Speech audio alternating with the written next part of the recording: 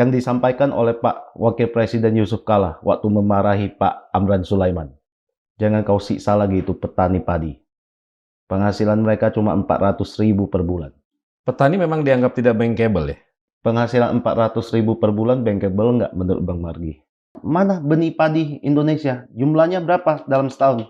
Bingung Kementerian Pertanian kasih tahu. Itu BB Padi, Balai Padi Sukamandi, yang menghasilkan benih zaman era Soeharto dulu. Boleh dibilang semua sawahnya udah dikapling-kaplingkan, sewa-sewakan ke orang. Kalian cuma tanam di atas meja. Tidak tahu betapa susahnya petani di Indonesia kalian buat. Tiap hari suruh kita kurangi pupuk, kurangi air, kurangi ini, kurangi itu. Sialan gue bilang. Toke judi di Medan, Apin BK, itu mendapatkan sindikasi pinjaman dari perbankan hampir dari seluruh Indonesia yang menjadi fakta persidangan. Seolah-olah kita ini petani adalah kaum pariah yang tidak layak diberikan kredit. Tapi toke judi boleh dapat kredit. Kan gila negara kita ini. Toke judi dapat pembiayaan dari perbankan? Betul. Kok bisa? Pengakuan toke judinya ini untuk membiayai toko keramik. Kamuflase? Nah, kamuflase. Tetapi Bang, mungkinkah toko keramik memiliki rekening 145 miliar di bank? Toko? Toko keramik, bukan pabrik keramik loh, toko keramik. Apakah perbankan di Indonesia segoblok itu? Bank-bank apa saja itu? Bank BCA, CIMB Niaga. Sekelas BRI pun tidak berpihak? Tidak. Kepada petani? Tidak. Bohong itu kalau ada pembiayaan produksi. Buktikan ke saya, siapa nama petaninya, saya datangi. Bank-bank Himbara, Bang? Tidak ada. Kur? Kur omong kosong.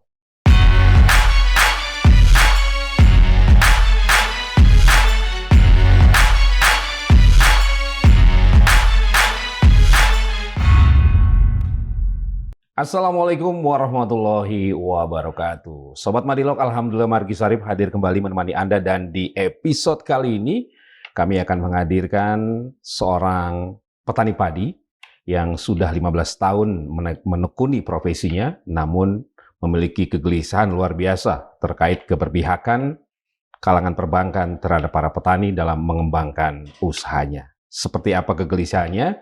Saya akan langsung sapa petani padi, yakni ada Muhammad Afdal yang akrab dipanggil Bang Cucun. Bang Cucun, terima kasih sudah hadir. Ada kegelisahan apa sih Bang Cucun sebagai petani ini? Ya, saya mulai bertani di tahun 2010-2011. Waktu itu kita diajak oleh Kementerian Pertanian untuk buka sawah baru di Aceh dan tanam padi. Waktu itu kita dijanjikan kredit KKPE ya. Zaman itu dibawa oleh Dirjen Tanaman Pangan waktu itu hingga ke BRI One. Katanya kita harus modali dulu, nanti baru perbankan turunkan kredit KKPE. Tapi hingga hari ini, mau KKPE bentuknya, mau KUR bentuknya, atau apapun namanya, setahu saya ya, dan melalui teman-teman saya yang petani di seluruh Indonesia maupun murid-murid saya dari Aceh sampai Probolinggo, belum ada satupun yang mendapatkan pembiayaan produksi tanaman padi. Belum ada satupun, ya kan? Dan saya setelah dengar tadi podcast Abang Margi dengan Pak Ekonom Gede Sandra, ya kan? Saya merasa ini harus diangkat kembali. Karena sering sudah saya angkat di WAG Pertanian yang isinya para menteri dan dirjen-dirjen di pertanian. Masalah ini tidak pernah diperbaiki hingga hari ini. Asal saya komplain tentang ini, dianggapnya cuma satu orang petani yang komplain katanya. Itu cuma si Cuncun aja yang ribut-ribut itu. Padahal mana bisa kita petani berproduksi tanpa pembiayaan. Menyerahkan kita mencari uang pada tengkulak-tengkulak, pada supplier toko-toko pupuk, toko-toko obat-obatan. Kita hutang, yang namanya hutang itu, barang yang 100 perak itu pasti menjadi 150 perak. Ya kan? Menambah biaya produksi kita. Menambah biaya produksi kita. Jadi itu selalu disepelekan dan dilupakan. Seolah-olah kita ini petani adalah kaum pariah yang tidak layak diberikan kredit. Gitu loh. Sedangkan melalui fakta persidangan di tahun 2022-2023, Tokei Judi di Medan, Apin BK, itu mendapatkan sindikasi pinjaman dari perbankan hampir dari seluruh Indonesia yang menjadi fakta persidangan. Siapa saja Google buka bisa melihat bank-bank yang memberikan pinjaman pada industri judi, Tokei Judi di Indonesia. Ya kan? Jadi petani tidak layak diberikan kredit. Tapi Tokei Judi boleh dapat kredit. Kan gila negara kita ini. Kapan bisa membangun negara? Ya kan? Ini zamannya Pak Prabowo. Ya, semua yang nakal-nakal kayak gini pasti kena sikat. Dan Pak Prabowo itu sangat sayang sama petani. Pak Presiden Prabowo itu tahu seberapa susahnya kita petani itu tanam itu padi. Bang, Ya. sebentar. Tokei Judi dapat pembiayaan dari perbankan. Betul. Kok bisa? Itulah. Gak mungkin bank itu bodoh kan? Mereka pasti sudah memeriksa dengan baik dari agunannya, dari usahanya. Ya memang bank-bank ini katanya dibohongi oleh Tokei Judi dalam bentuk pengakuan Tokei Judinya ini untuk membiayai toko keramik. Kamuflase. Nah, kamuflase. Tetapi Bang, mungkinkah toko keramik memiliki rekening 145 miliar di bank? Toko. Toko keramik, bukan pabrik keramik loh, toko keramik. Apa bisa dagang keramik itu sampai 145 miliar? Apakah perbankan di Indonesia segoblok itu? Tidak mencurigai bahwa jumlahnya 145 miliar itu kemungkinan besar dari uang-uang yang ilegal. Ya kan? Berapa sih omset sebuah toko keramik? Ya, satu bulan kalau bilang 500 juta, 1 miliar udah hebat. 145 miliar harusnya membuat mereka ada alarm tanda tanya. Kenapa bisa 145 miliar? Oke. Nah, itu dapat kredit. Karena kenapa? Industri judi itu sangat menguntungkan. Industri tanam padi tidak menguntungkan. Merugikan bahkan. Tidak menarik bagi perbankan. Betul. Jadi makanya waktu Pak Gede Sandra, Pak Ekonom yang tadi bilang, perbankan Indonesia harus menyalurkan kredit ke UMKM, ke petani, ke pengusaha kecil. Kita punya bisnis sendiri, ya, sengaja dibuat rugi. Petani. Hanya di masa era Presiden Prabowo inilah harga padi itu dinaikkan hingga 6.500. Sesuai permohonan saya dulu, itu perjuangan saya tuh sejak di ILC, Karni Ilyas zamannya kasus Maknyus, saya menuntut harga padi 7.000. Dan teman-teman di Gerindra semuanya tahu. Oke. Sebelumnya di era Jokowi? Di era Jokowi boleh dibilang hampir 10 tahun kita tidak pernah mendapatkan kenaikan harga padi. Walaupun upah buruh tiap tahun naik.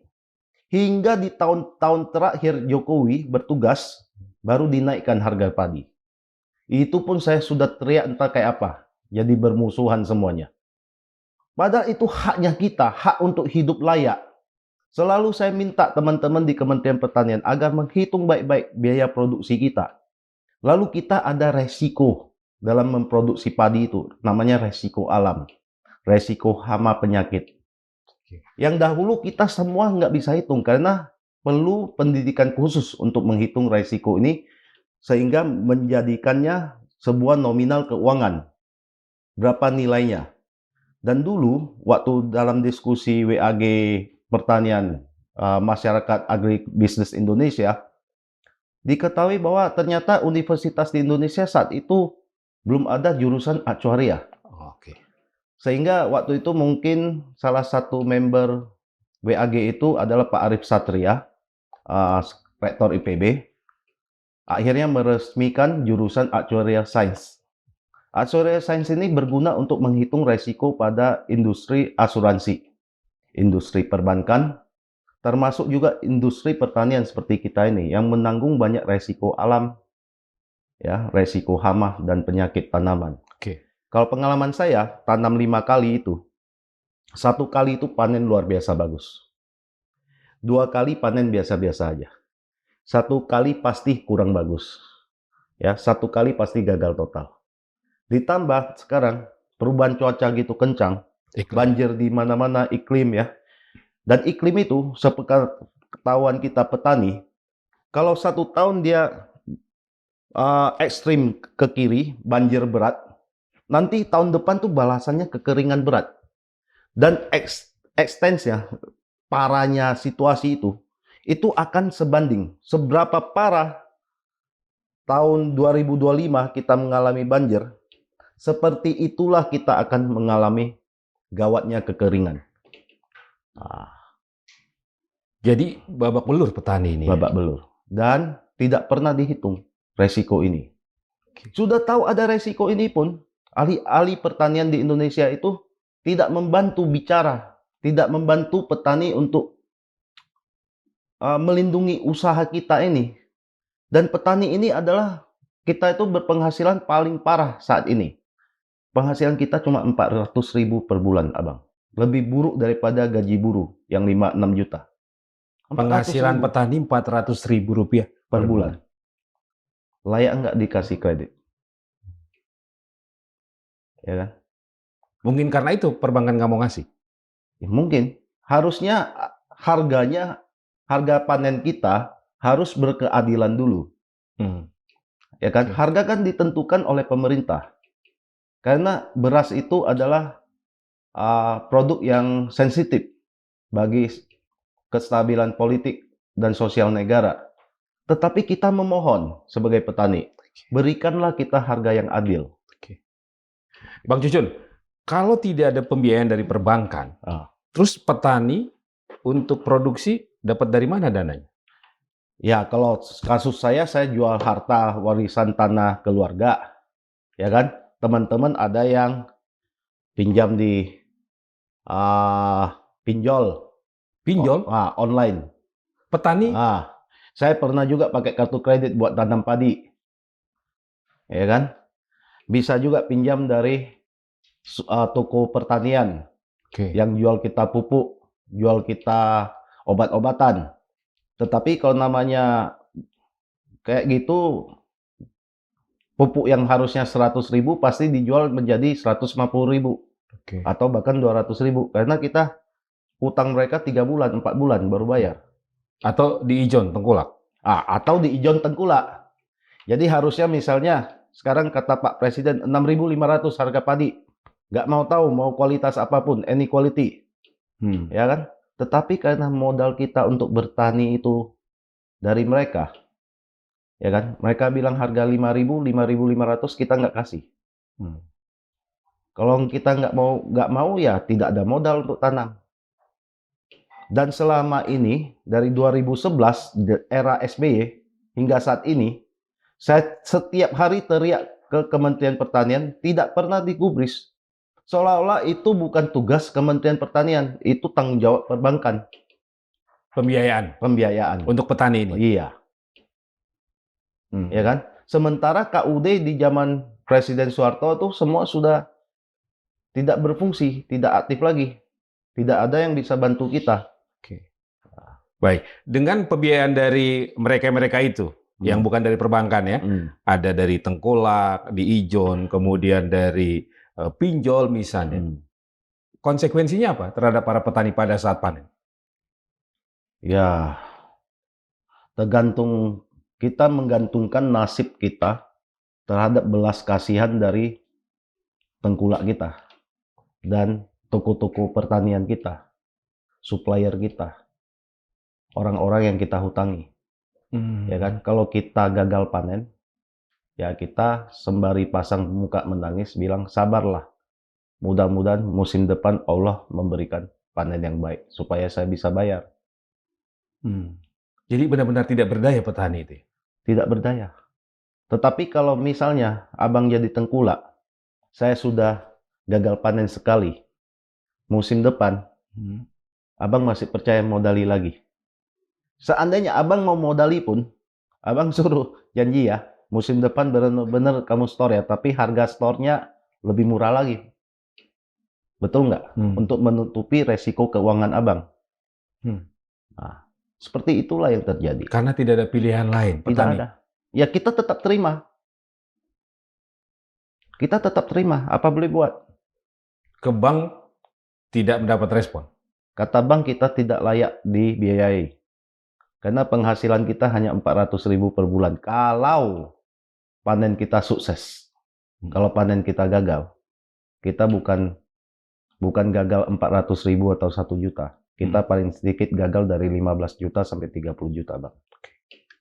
Kur omong kosong. Karena selama ini tiap hari, tiap tahun kita dengar kur, tapi mana kurnya, mana duitnya? Kredit usaha rakyat. Nah, saya tanya dari teman-teman petani padi saya dari Aceh sampai Probolinggo, termasuk murid-murid yang belajar tani sama saya. Tidak ada seorang pun yang mendapatkan kur untuk penanaman padi, untuk produksi. Yang terakhir saya dengar ada itu adalah untuk membeli mesin alat panen pertanian. Dan biasanya yang ambil kredit ini adalah usaha jasa Alsintan. Ya kan? Kemungkinan mereka merangkap petani juga. Ya kan? Ada yang merangkap petani juga, ada yang sama sekali bukan petani. Khusus saja jual jasa panen. Ya. Sehingga memang petani akhirnya menjadi profesi yang tidak menarik. Ya, dari harga hasil panen kita tidak menarik. Kita itu menurut Abang Said Didu, ya, kita petani dijadikan tiang penahan inflasi ekonomi. Jadi angka inflasi itu supaya tidak naik, harga hasil panen kita itu tidak boleh naik. Naik Rp50 pun itu Profesor Panca Simatupang langsung bertengkar sama saya.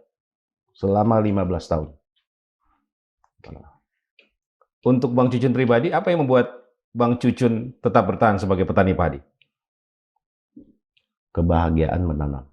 Abang pernah lihat waktu padi kita mulai membesar umur 30 hari, 40 hari, ditiup angin. Goyang-goyang seperti bicara sama kita. Indah. Secara bisnis? Secara bisnis. Ya, ada musim-musim yang saya dapat uang. Tetapi uang tersebut harus untuk modal tanam kembali kan. Setelah kita tanam modal tanam kembali, yang sisa di tangan kita itu nggak seberapa, Bang. Ya setara, kalau rata-rata luas sawah kita 0,3 hektar itu ya 400.000. Semakin luas sawah kita, dulu kata pejabat Kementerian Pertanian, Cun, kalau luas sawahnya di atas 5 hektar udah kaya itu. Teman-teman itu lupa. Semakin luas sawah kita, semakin tinggi resiko saya gagal. Sekali gagal tuh semakin besar, Abang. Kalau 1 hektar aja saya rugi 15 juta. 5 hektar udah rugi 75 juta. Mereka cuma ingat untungnya, nggak ingat resiko ruginya. Oke. Sekelas BRI pun tidak berpihak? Tidak. Kepada petani? Tidak. Bohong itu kalau ada pembiayaan produksi. Buktikan ke saya, siapa nama petaninya, saya datangi.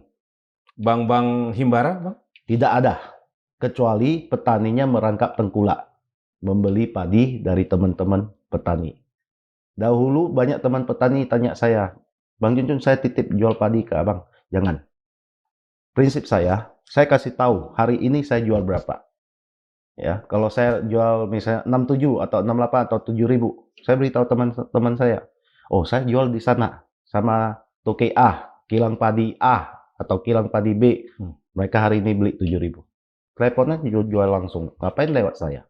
Lewat saya, kalau saya ambil untung 50-100 perak aja, saya akan merasa bersalah pada teman-teman petani yang saya beli padinya. Ya kan? Itu kalau untung. Kadang saya malah buntung. Waktu saya antar saya punya teman-teman punya padi dengan padi saya sekaligus ke pabrik beras, kemungkinan kena potong lagi. Tambah rugi. Bang, sebenarnya berapa modal kerja yang dibutuhkan oleh petani untuk per hektarnya? Yang misalnya mereka mau ajukan ke bank. Begini, saat ini karena tidak adanya standarisasi dari Kementerian Pertanian, kita petani itu modal tanamnya sangat beragam. Ada yang namanya petani wassalam. Habis tanam, wassalam, dadah. Saya pergi usaha misalnya jadi tukang gojek, jadi buruh bangunan, pekerjaan lain lah, ya, mocok-mocok. Nanti pas hari panen, setelah banyak doa dan sholat di rumah, sama Allah minta panen yang baik. Saya datang, potong, panen, pulang. Itu kira-kira kita punya biaya produksi kalau model kayak gitu 10 juta hingga 12 juta per hektar. Namanya petani wassalam. Kalau petani perawatan minimal, artinya dia ada pupuk, dia ada semprot-semprot obat dikit. Walaupun tidak ada pelatihan obat apa untuk hama apa, ya kan? Obat apa untuk penyakit apa, tergantung toko pertanian yang jual ke kita. Tapi yang namanya toko pertanian itu kan tergantung obat merek apa yang kasih dia keuntungan paling banyak. Ya kan? Itulah yang disorong ke kita.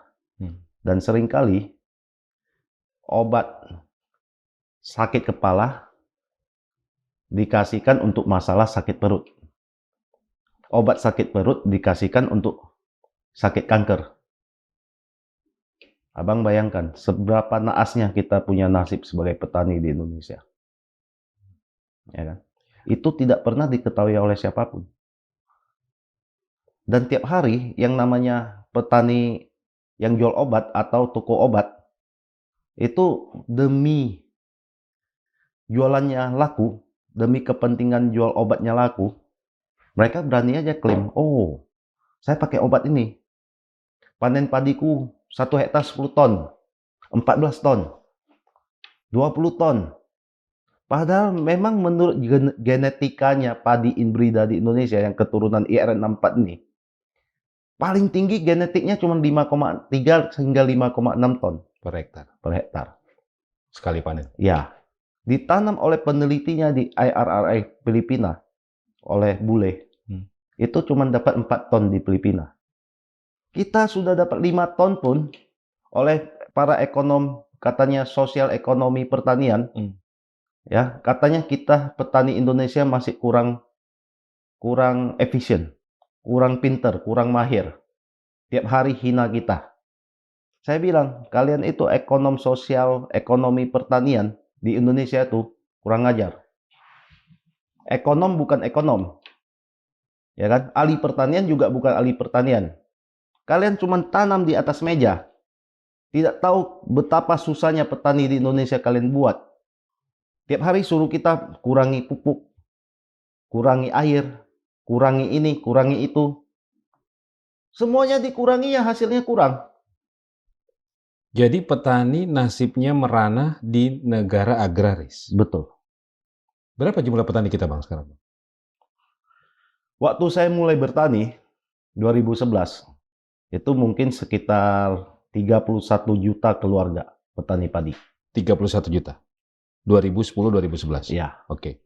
Saat ini, taksiran saya tidak lebih daripada 15 juta. Hampir separuhnya? Separuhnya. Karena mereka beralih profesi atau karena lahan yang berkurang? Karena tidak ada keberpihakan. Kita gagal panen, tidak ada yang peduli. Kita mau pergi tanam, tidak dimodali. Kita kena penyakit, dikasih obat yang terbalik. Ya kan? Kita panen, disembeli orang. Abang kira-kira rasa gimana nasib kita sebagai petani? Mau lari nggak? Kalau bukan karena saya benar-benar cinta tanaman padi, ya, saya seharusnya sudah lari. Dan pembiayaan itu menjadi pintu masuk yang penting ya, Bang? Pertama, jadi input pertanian itu, yang pertama adalah pembiayaan pertanian. Kedua, benih. Nah, sekarang Bapak tanya, mana benih padi Indonesia? Jumlahnya berapa dalam setahun? Bingung Kementerian Pertanian kasih tahu. Karena memang nggak ada. Itu BB Padi, Balai Padi Sukamandi, yang menghasilkan benih zaman era Soeharto dulu. Ya, boleh dibilang semua sawahnya udah dikapling-kaplingkan, sewa-sewakan ke orang. Kita kalau petani mau cari benih 5 kilo aja mungkin susah. Jadi harus ada skema pembiayaan untuk petani yang mantap ya harusnya Bang.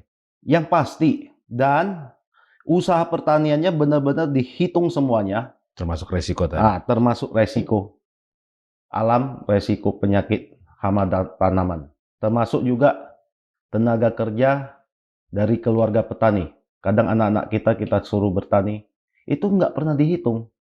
Kita sebagai petani tidak ada gajinya, Bang. Belum dihitung gajinya. Dan tidak pernah mau dihitung gajinya oleh para ekonom yang katanya sosial ekonomi pertanian itu. Dianggap kita ini, gaji petani itu nol. Mereka pernah bilang sama saya, Pak Cuncun, padi beras itu kan given good. Aku bilang, apa itu given good? Ya, inferior good. Artinya dia itu barang yang murah dan jelek dalam bahasa Inggrisnya. Sialan, gue bilang. Gue tanam sampai hampir gila, kalian bilang itu inferior good. Pantes kalian anggap remeh kita punya pekerjaan dan kalian remehkan harga hasil panen saya bilang. Selain pembiayaan dari pihak bank, ada skema pembiayaan dari mana lagi? Dari pengalaman Bang Cucun dan Mana petani. ada. Kita kadang petani yang ngeles-ngeles cari-cari itu salesman pabrik obat, suruh mereka demplot supaya dapat pembiayaan gratis. Negara di mana? Tidak hadir. Tidak hadir. Tidak hadir. Kan ada Kementerian Pertanian Republik Indonesia. Bagaimana saya bilang ya? Banyak kebijakan Kementerian Pertanian Indonesia dalam membuat suatu program itu tidak pernah untuk semua rakyat Indonesia. Jadi boleh pilih-pilih. Siapa Maksudnya? dapat apa? Orientasinya? Periksa saja program di Kementerian Pertanian. Ada nggak sebuah program itu untuk semua? Melindungi seluruh petani di seluruh Indonesia? Tidak ada, Bang. Asuransi pertaniannya pun bedek-bedek punya, kata orang Melayu. Ya kan? Siapa yang dapat, siapa yang nggak dapat, nggak tahu. Memang katanya 1 hektar ganti 6 juta. Kenyataannya di lapangan, nanti risk adjuster-nya datang, katanya, oh kamu cuma rusak 100 meter, kita cuma ganti kamu 60.000. Oh kamu cuma rusak 1.000 meter, ya kan, kita ganti kamu 600.000. Padahal yang namanya ada rusak 1 meter saja, sawah kita, tanaman padi itu, pasti itu kita punya seluruh petak itu rusak. Tetangga-tetangga kita juga rusak. Wereng itu daerah radius serangannya itu bisa sampai 25 km, Abang. Kalau namanya kita petani padi sudah diserang wereng, itu radiusnya 25 km. Jadi bohong kalau misalnya cuma gantikan sepetak kecil, tetangga-tetangganya itu semua tidak diganti. Boleh. Boleh kebijakan pertanian seperti itu. Main-main. Bagaimana dengan klaim pemerintah dengan swasembada pangan? Swasembada beras. Nyatanya sekarang memang tidak kekurangan. Ya. Ya kan? Stok di gudang Bulog banyak. Walaupun stok di pabrik beras pedagang nggak ada lagi. Ya kan? Sekarang sistemnya regulator kita itu seperti Flintstone bawa pentungan. Ya kan? Siapa yang dia nggak suka, siapa yang lebih mahal Rp50, dia pakai pentung mereka punya kepala. Itu yang terjadi. Iya. Itu yang terjadi. Padahal keuntungannya di industri padi dan beras sekarang itu sangat mengerikan. Untunglah presiden saat ini adalah Presiden Prabowo yang mencintai petani. Jadi petani satu tahun ini selamat karena sudah dinaikkan harga padinya ke 6.500.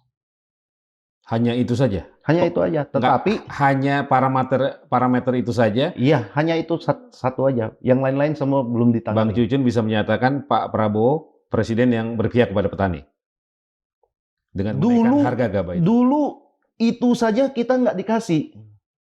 Dulu kapan maksudnya? Dulu ya dari zaman SBY, zamannya Pak Jokowi. Pak Jokowi punya itu hampir 10 tahun tidak ada kenaikan harga. Hanya menjelang tahun-tahun terakhir Pak Jokowi berkuasa itu kita dikasih kenaikan harga. Jadi langkah yang bagus di pemerintahan Pak Prabowo dengan menaikkan harga gabah tadi itu.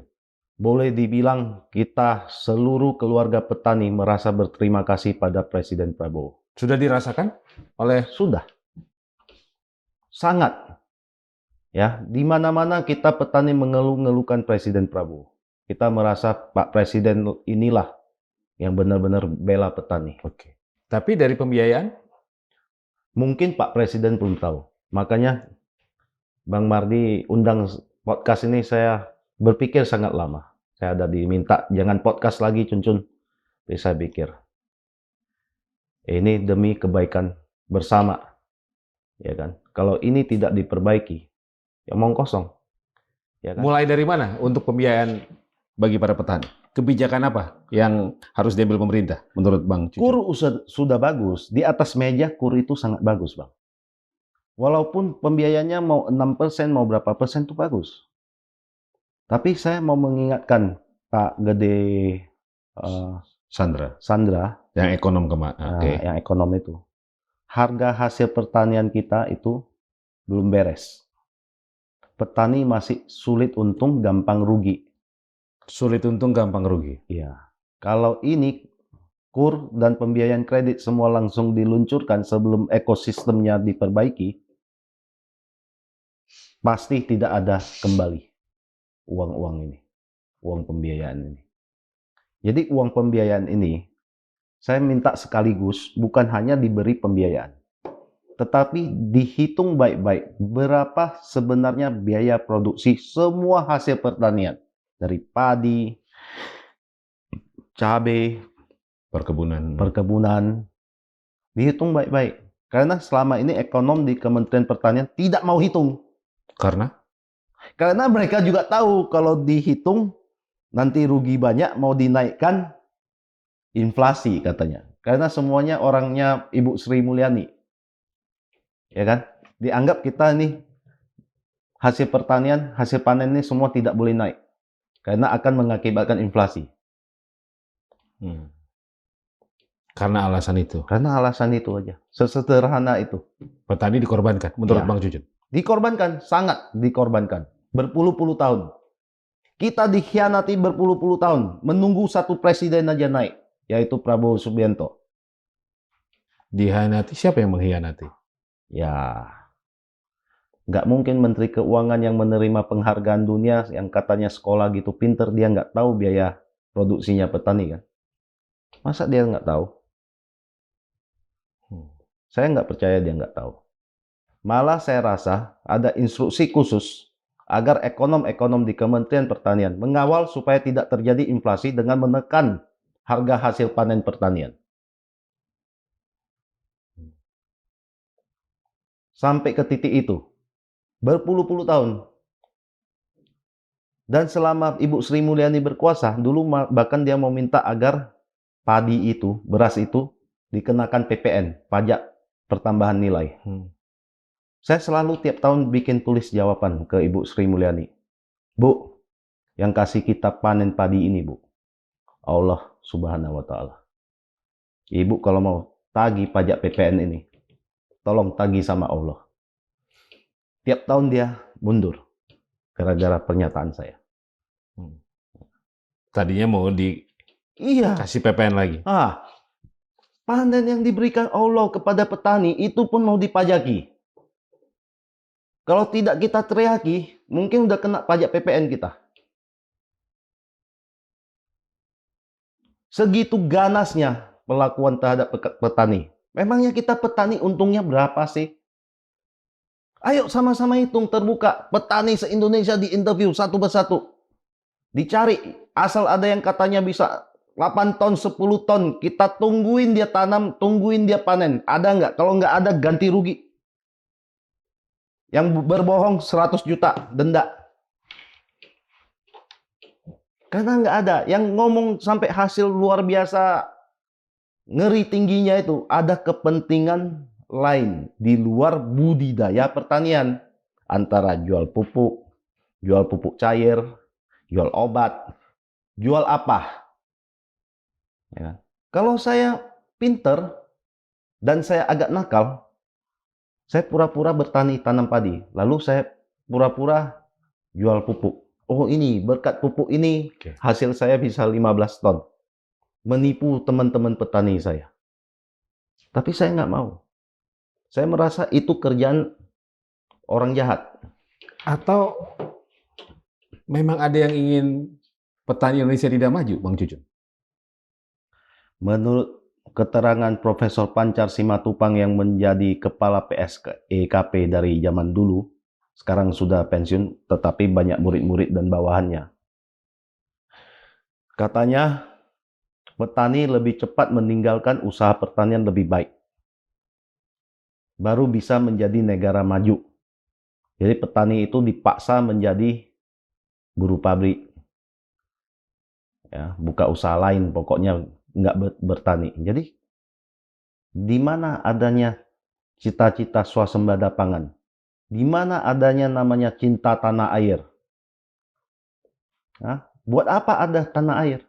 Hingga hari ini, MBG yang katanya itu diketahui orang katanya bukan lapangan kerja. Itu MBG adalah lapangan kerja bagi kita petani dan peternak. Asal mau tanam aja, tidak perlu ilmu aneh-aneh. Tapi waktu saya bilang sama teman-teman yang lain, mereka semua ketawa. You mau minta saya jadi petani katanya. Semua orang nggak percaya. Profesi kita petani padi ini bukan pekerjaan dianggap. Bukan lapangan kerja lagi Bang Magi. Kita ini kaum pariah. Oke. Tidak ada harganya. Dengan kondisi ini, sektor pertanian kita akan bertahan sampai berapa lama lagi? Sebenarnya keadaannya sudah SOS. Darurat. Darurat lah. Untunglah tahun ini Presiden Prabowo berkuasa. Sehingga kita petani bisa bernapas sedikit. Tapi kalau mau bilang mau bisa beli mobil, beli rumah, nggak bisa. Bisa bertahan aja. Kita masih layak disebut negara agraris, Bang Cucun? Sangat tidak layak. Karena kita punya akademisi, profesor, tidak ada yang bela petani. Hanya memakai kita sebagai tonggak penahan inflasi. Menurut kawan saya, Bang Said Didu. Tonggak penahan inflasi. Oke. Dan kembali ke soal pembiayaan, para petani yang benar-benar berusaha justru tidak mendapat support dari perbankan. Tetapi perbankan support toke judi. Abang lihat sendiri, ratusan miliar boleh dipinjamkan ke usaha judi. Ya kan? Saya penasaran, bank-bank apa saja itu? Bank BCA yang memberikan ini hasil dari Google loh, yang menjadi fakta di persidangan. Kasus Apin BK itu. Ya, Apin BK itu. Bank BCA di rekening Apin BK itu sampai 145 miliar. Apa BCA gitu bodoh, nggak tahu toko keramik nggak mungkin ada rekening 145 miliar. Nggak bisa dibandingkan dengan rekening toko keramik yang lain. Oke. Goblok kali lah BCA. Hah? Si IMB Niaga. Ini semua mereka tidak bisa analisa kreditnya dengan baik. Nggak tahu bedanya usaha judi dengan usaha yang benar-benar legal. Ya kan? Sedangkan kita usaha pertanian padi itu dianggap tidak layak, Bang. Tidak layak untuk dibiayai. Saya mau tanya ekonom gede Sandra, mau gimana dia pecahkan ini? Saya mohon. Saya mohon juga sama Bapak Menkyu Purbaya. Pak Purbaya itu adalah pejabat Kementerian Pertanian. Ayahnya Pak Purbaya? Iya. Oke. Ya, saya memohon pembelaan dari Pak Purbaya. Mengingat papanya Pak Purbaya itu orang pertanian. Pembelaan dalam bentuk apa? Pembiayaan untuk petani. Jangan hanya di atas kertas. Jangan bohong-bohongan. Harus sampai ke setiap petani. Gimana caranya? Dan beri keadilan pada petani dalam bentuk harga. Supaya kita bisa bayar kembali kredit pembiayaan tersebut. Jangan suruh kita rugi lagi. Kasih kita untung, kasih kita bisa bayar biaya kredit, kasih kita bisa hidup layak. ya kan? Petani memang dianggap tidak bankable ya, Bang Jujun ya? Penghasilan 400.000 per bulan bankable nggak menurut Bang Margi? Itu yang disampaikan oleh Pak Wakil Presiden Yusuf Kala waktu memarahi Pak Amran Sulaiman. Jangan kau siksa lagi itu petani padi. Penghasilan mereka cuma 400.000 per bulan. Pak Yusuf Kala yang bilang. Pak Yusuf Kala juga dan tim yang menghitung. Bukan saya yang hitung. Saya petani tahu apa. Jadi ini masalah keberpihakan dari negara, dari pemerintah, termasuk dari pihak perbankan. Iya. Kalau memang tidak bankable, apa yang menjadi jaminan untuk perbankan? Bang, di luar negeri itu, sebuah proyek yang benar-benar ada itu aja, proyeknya sendiri aja udah bisa bankable. Ini pertanian padi, beras, yang untuk makan rakyat banyak, apakah tidak bankable? Tidak pantas untuk dilayani? Apakah kita ini semua pengemis yang minta sedekah pada perbankan? Sampai dibuat segitu rendahnya kita punya profesi, tidak diakui. Saya pikirin mumpung ini eranya Pak Presiden Prabowo, saya mau minta keadilan. Saya tahu Bapak Presiden sayang sama petani, bela petani. Kalau Keadilan enggak, dalam bentuk? ya dalam bentuk ini, pembiayaan, keadilan dalam bentuk harga, ya kan? Saya mau minta keadilan. Karena memang selama puluhan tahun tidak adil, tidak beres. Kalau memang ada keberpihakan pembiayaan untuk para petani dari kalangan perbankan, prospek petani ke depan seperti apa, Bang Jujun? Pasti ada pertumbuhan yang real di lapangan. Kalau saat ini, di mana pembiayaan tidak ada, benih tidak jelas, you rasa bagaimana? Gelap nggak kita punya hidup? Petani yang masih menjalani profesinya hari ini, mereka sekedar bertahan atau mereka masih punya harapan? Tidak ada pilihan. Kita petani padi tidak ada keahlian lain. Tidak ada kemampuan lain. Mau suruh kita tiba-tiba beralih ke industri lain, itu butuh waktu. Dan sebagian sudah berumur ya? Nah, yang namanya orang tua berumur disuruh belajar teknik baru, skill baru. Apakah segampang itu? Nah, regenerasi petani kita bagaimana, Bang Jujun? Ada nggak anak muda yang mau jadi petani sekarang? Yang katanya itu apa? Petani milenial penghasilannya 10 juta. Aku nggak percaya. Buktikan kalau ada. Taruh namanya sini. Bener nggak dia dari budidaya dapat 10 juta per bulan? Bikin aku stres aja. Karena memang nggak bisa. Cuma jargon aja itu, petani milenial. Nggak ada yang tahan loh bang. Jadi petani itu panas. Waktu panas, panasnya terik sampai kita punya kulit hitam. Membara. Waktu hujan, kita harus kehujanan tiap hari. Yang namanya rawat tanaman itu, abang perhatikan aja, tanya aja petaninya. Lu dalam dalam satu musim 3 bulan itu berapa hari yang kamu pakai untuk merawat tanamanmu? Ya kan? Jangankan luas-luas, 3.000 meter persegi aja, itu tiap hari petaninya harus pergi rawat kalau dia mau benar-benar tanaman yang bagus. Bagaimana dengan lahan pertaniannya, Bang? Tiap tahun menyusut. Makanya Pak Prabowo sekarang kan sibuk cetak sawah baru. Ya kan? Ya betul. Tetapi cetak sawah baru harus diikuti oleh regenerasi petani. Apa syarat regenerasi petani dan meminta pemuda-pemudi kita menjadi petani padi? Harus beri kita keadilan. Harus kasih kita penghasilan yang layak supaya layak untuk dibiayai oleh perbankan. Oke, itu ya salah kan, satu kan upaya. cukup sederhana ya yang saya minta. Apa sangat sulit dimengerti oleh teman-teman regulator Kementerian Pertanian dan Perbankan? Keberpihakan dari pihak perbankan. Iya. Terutama Bank Himbara ya? Ya, Bank Himbara, Bapak Menteri Keuangan Purbaya, ya kan? Ya, pembangunan negara itu saya sangat setuju dengan Presiden Prabowo. Harus dari swasembada pangan. Oke. Kalau pangan aja kita nggak cukup, apa mau kita bangun? Ya. Bang Cucun masih semangat jadi petani? Nyaris putus asa. Capeknya setengah mati.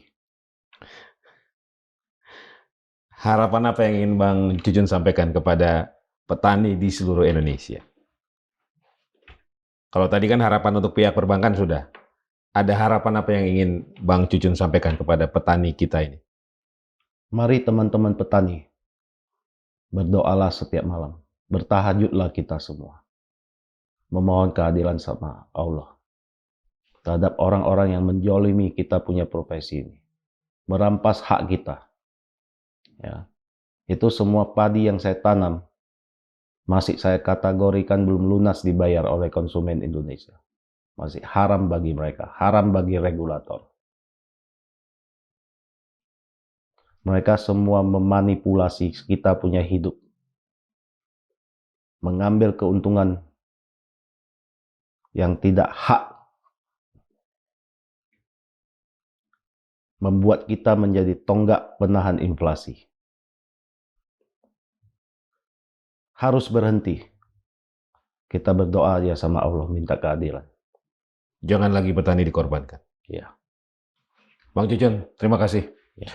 Sobat Madilog, demikian perbincangan saya bersama Muhammad Abdal yang kerap dipanggil Bang Cucun ya. Seorang petani padi yang sudah 15 tahun menekuni profesinya, yang tadi sudah menyampaikan kegelisahan yang dialami oleh petani Indonesia, terutama dari sisi pembiayaan untuk sektor pertanian. Semoga bermanfaat. Saya Margi Sari pamit. Wassalamualaikum warahmatullahi wabarakatuh. Waalaikumsalam. Bang Cucun, terima kasih.